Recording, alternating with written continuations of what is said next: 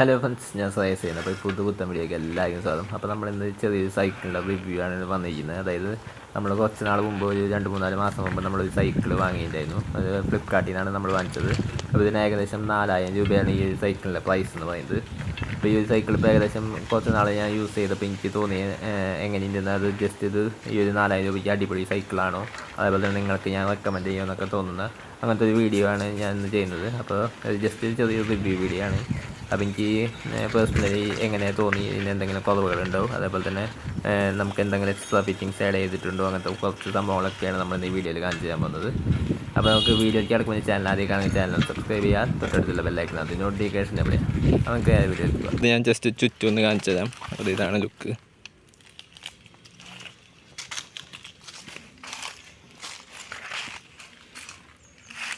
അപ്പോൾ ഇതാണ് മൊത്തത്തിലുള്ള ലുക്ക്. നിങ്ങൾക്ക് നോക്കിയാണ് അത്യാവശ്യം നല്ല രീതിയിൽ ലുക്കുള്ള ഒരു അടിപൊളി സൈക്കിളാണ്. ഈ ഒരു പ്രൈസ് റേഞ്ചിൽ എനിക്ക് തോന്നി ബെസ്റ്റ് സൈക്കിളായിട്ട് തോന്നിയ പ്രൈസ്.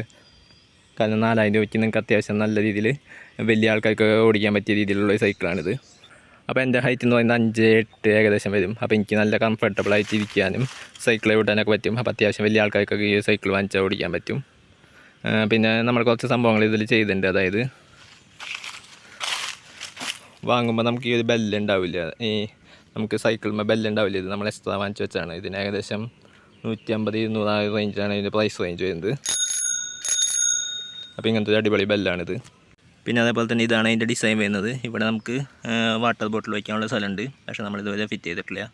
പിന്നെ നമ്മൾ ബ്രേക്ക് ഒന്ന് ജസ്റ്റ് ഒന്ന് മാറ്റിയിരുന്നു. അതായത് നമ്മളിപ്പോൾ സഡൻ ബ്രേക്ക് ആക്കിയിരുന്നു. അപ്പോൾ ഇതിൽ സാധാരണ ബ്രേക്കാണ് ഇതിൽ വരുന്നത്. അപ്പോൾ ഇത് നമ്മൾ ജസ്റ്റ് ഒന്ന് മോഡിഫൈ ചെയ്ത് കുറച്ച് സഡൻ ബ്രേക്ക് ആക്കി എടുത്തിട്ടുണ്ട്. കാരണം സഡൻ ബ്രേക്ക് ആകുമ്പോൾ നമുക്ക് അപ്പം പിടിച്ച് അപ്പം ആ സ്പോട്ടിൽ നിൽക്കും. മറ്റേതും അത്യാവശ്യം വലിയ കുഴപ്പമില്ലാത്ത ബ്രേക്കായിരുന്നു. എന്നാലും ഞാൻ ജസ്റ്റ് ഒന്ന് മാറ്റിയിരുന്നു, സഡൻ ബ്രേക്ക് ആക്കിയെന്നുള്ളൂ. അപ്പോൾ ഇതാണ് മൊത്തത്തിലുള്ള സൈക്കിളിൻ്റെ ലുക്ക്. പിന്നെ ക്വാളിറ്റി വൈസ് വലിയ കുഴപ്പങ്ങളൊന്നും ഇതുവരെ തോന്നിയിട്ടില്ല. ഇതാണ് പിന്നെ ബാക്കിൽ മഡ് ഗാർഡ് വരുന്നത്.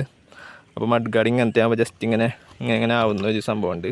അത് ഈ ഒരു മോഡൽ സൈക്കിളുകളിലൊക്കെ ഉള്ളതാണ്.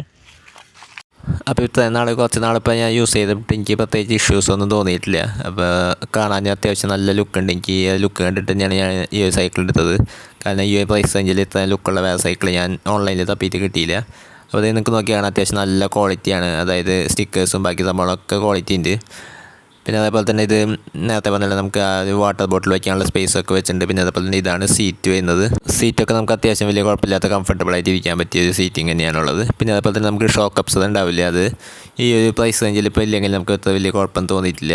പിന്നെ അതേപോലെ തന്നെ ഇത് നോർമൽ സൈക്കിളാണ്, അതായത് ഗിയർ സൈക്കിളൊന്നുമല്ല, നമുക്ക് സാധാരണ ഒരു സൈക്കിളാണിത്.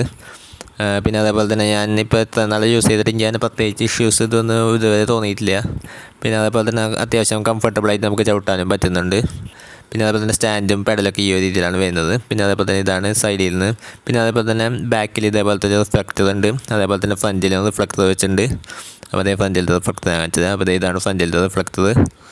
അപ്പോൾ ഇത്രയും സംഭവങ്ങളൊക്കെയാണ് നമ്മുടെ സൈക്കിളിനെ കുറിച്ചുള്ളത്. അപ്പോൾ ഓവറോൾ എനിക്ക് അത്യാവശ്യം നല്ല അടിപൊളി സൈക്കിളായിട്ടാണ് തോന്നിയത്. കാരണം ഈ പ്രൈസ് റേഞ്ചിൽ എന്തായാലും ബെസ്റ്റാണ്. നിങ്ങൾക്ക് ആമസോണിലെയും ഫ്ലിപ്കാർട്ടിലൊക്കെ റിവ്യൂ നോക്കിയാലും കാണാൻ പറ്റും. അത്യാവശ്യം അടിപൊളി റിവ്യൂസാണ്. അപ്പോൾ നിങ്ങൾ 4000 രൂപയ്ക്ക് സൈക്കിൾ നോക്കുന്ന ആൾക്കാരാണെങ്കിൽ ഞാൻ എന്തായാലും ഈ സൈക്കിൾ സജസ്റ്റ് ചെയ്യും. കാരണം ഞാൻ ഇപ്പോൾ എത്ര നാൾ യൂസ് ചെയ്തിട്ട് എനിക്ക് അത്യാവശ്യം നല്ല രീതിയിൽ ഇഷ്ടപ്പെട്ടു ഈ സൈക്കിൾ. അപ്പോൾ ഇതിൻ്റെ ഒറിജിനൽ പ്രൈസ് എന്ന് പറയുന്നത് 7000 ആണ്. പക്ഷേ ആമസോണിലൊക്കെ നമുക്ക് ഇത് 4000 രൂപയ്ക്ക് ഇപ്പോൾ അവൈലബിൾ ആണ് ഓഫറിന്. അപ്പോൾ ആ പ്രൈസ് റേഞ്ചിൽ എന്തായാലും അടിപൊളി സൈക്കിളാണ്. അപ്പോൾ നിങ്ങൾക്ക് എടുക്കണമെന്നുണ്ടെങ്കിൽ നിങ്ങൾക്ക് താഴത്ത് ഞാൻ ലിങ്ക് കൊടുക്കുക, അത് വാങ്ങാനുള്ള ലിങ്ക്. അപ്പോൾ അത്രയൊക്കെ ഉണ്ടായുള്ള നമ്മുടെ ഇന്നത്തെ വീഡിയോ.